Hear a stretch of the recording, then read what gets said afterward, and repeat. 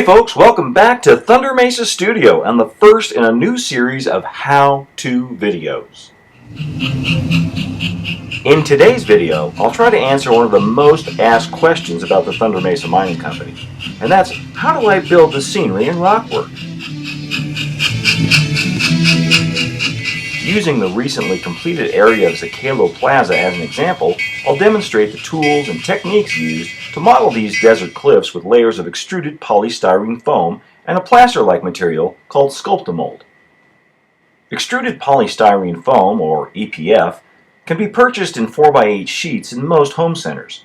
Sculptamold is made by the American Art Clay Company and is available online or at better art and craft retailers. Okay, over here at the workbench, I wanted to show some of the tools and materials I use when working with this extruded polystyrene foam, or EPF for short. First of all, we've got the good old X-Acto knife for making straight cuts in the foam. Usually just score and snap it, and that's where these metal straight edges come in. Lay that down there, cut, score, snap, makes these good square cuts. Then we've got this Woodland Scenics hot wire cutter, and that's great for making complex curved cuts in the foam. Various pens and pencils for marking. Loctite Power Grab heavy duty adhesive. This is what I use to hold everything together. Great stuff. And then there's dress pins to hold the layers of foam together, sometimes while the glue dries. And last but not least, a Dremel tool with a sanding bit in it. And this is what I use to carve away and finish up the edges of the foam and put in some rock-like texture when I'm making rock layers. Step 1 is to measure and then cut the 1-inch thick EPF board to approximate size using the score and snap technique.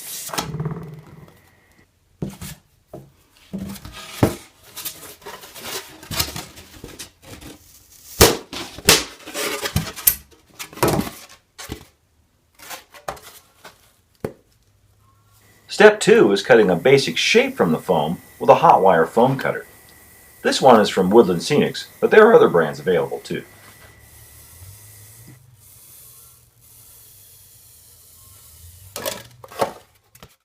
With the basic shape cut out, I then turn to my trusty Dremel tool and a selection of sanding bits to carve and detail the edges of the foam. This is step 3.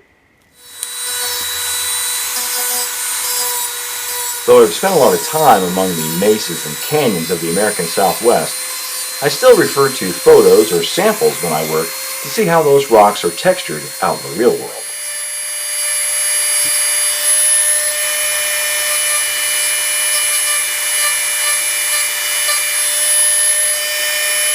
Now it's time to put all of the pieces together with some Loctite Power Grab adhesive. We'll call this step 4, but the truth is, all of that earlier cutting and carving continues right up to the end.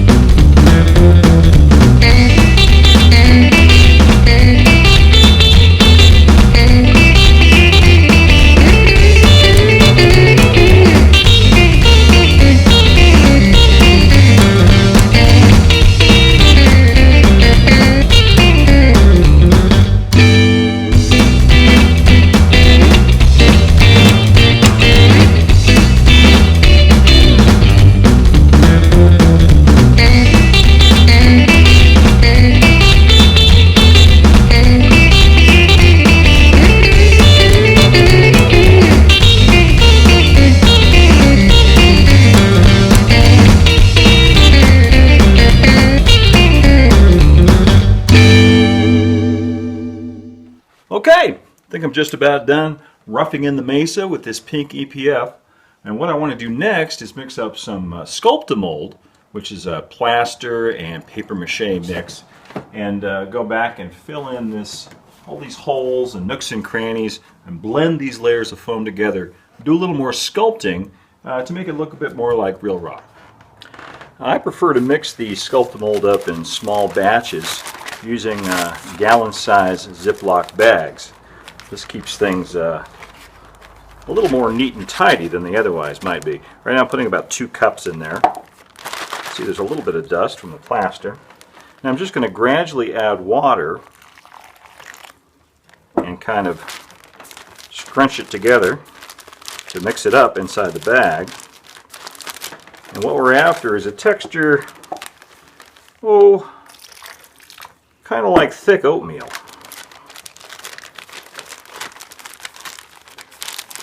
Back over here at our scene, I'll just get all the air out, extra air out of the bag. Most of it anyway. Seal up the Ziploc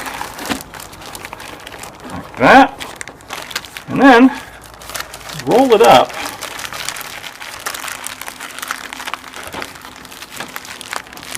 until you've got a little tip like that, and just snip off the tip of the baggie.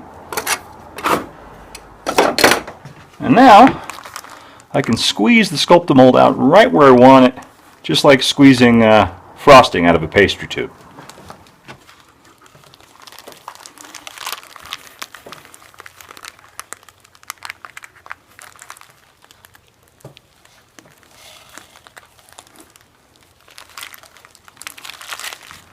This is a handy trick too if we're working around finished scenery or things you don't want to get Sculptamold on, because it gives you a lot of control as to where you can put it. Once I've got that in there, I'm going to start working the Sculptamold in and actually doing a little finish sculpting on this. And for that, I'm just using, these are a couple of palette knives which are used in oil painting, and you'll probably recognize this, it's been used a lot before. Just a good old kitchen butter knife. Keep your tools a little wet. Get in there. And that allows you to work the Sculptamold in. Now, the idea here is to blend it in with the rock detail that I've already carved into these layers of foam. Not cover it up so much, but accentuate it and help blend it together.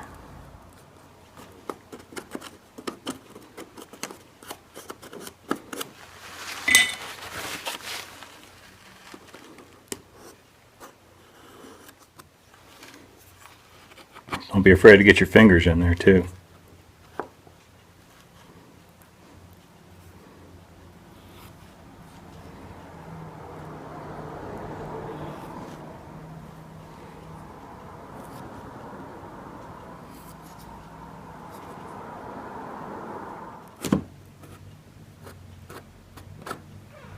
Now as the Sculptamold in this area starts to set up, it's easy to go back in with a wet knife and carve in some more detail, sculpt it to match the foam carving that I've already done. Also, you see where I leave the foam exposed right down in here. So I like this bit of carving and I want it to show through. It's kind of like the opposite of plopping rock castings on top of a plaster base. Instead of doing that, I carve the rocks and then I go back in and fill in between them with the Sculptamold and blend. 2.5 hours and 3 more batches of Sculptamold later, this is where we're at. I think I'll just let this dry for a little while and then come back and we'll get a base coat of the scenery color on there. I create the color with artist's acrylics, and it's basically just a raw sienna that's been lightened up a little bit. And then I paint it on a chip like this. I mark it on the back with a name, and I take it down to my local home center, have them match the color in a flat interior latex, and that's what this is right here. And I use that as a base coat for all the scenery, and also for the backdrop work as well. That way ensures that everything matches and looks like it's part of the same world. Okay, just give that color a good stir. As you can see, I've taken some precautions, putting tape on top of the track here to keep from dripping paint on it. I'm pretty careful with the brush, but I don't want to take any chances. I'm just using this is a 1-inch filbert paintbrush, artist brush for acrylics. They're not expensive. You can get them at any art supply store. I like them better than the big flat brushes you get at the hardware store. This shape is much better for getting into the nooks and crannies and all the little detail spots that you need to fill. Now, I'm not trying to do anything too clever or artistic in this step. I'm just getting a base coat of paint on everything. And after that dries, we'll go from there.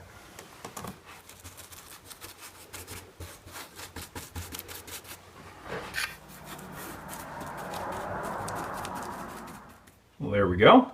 That's already starting to look better. I love getting that first base coat of paint on there. Makes me feel like I'm finally getting somewhere with the scenery. And it really does a good job already of hiding the transition between the foam layers. It's hard to see where the foam ends and the Sculptamold begins.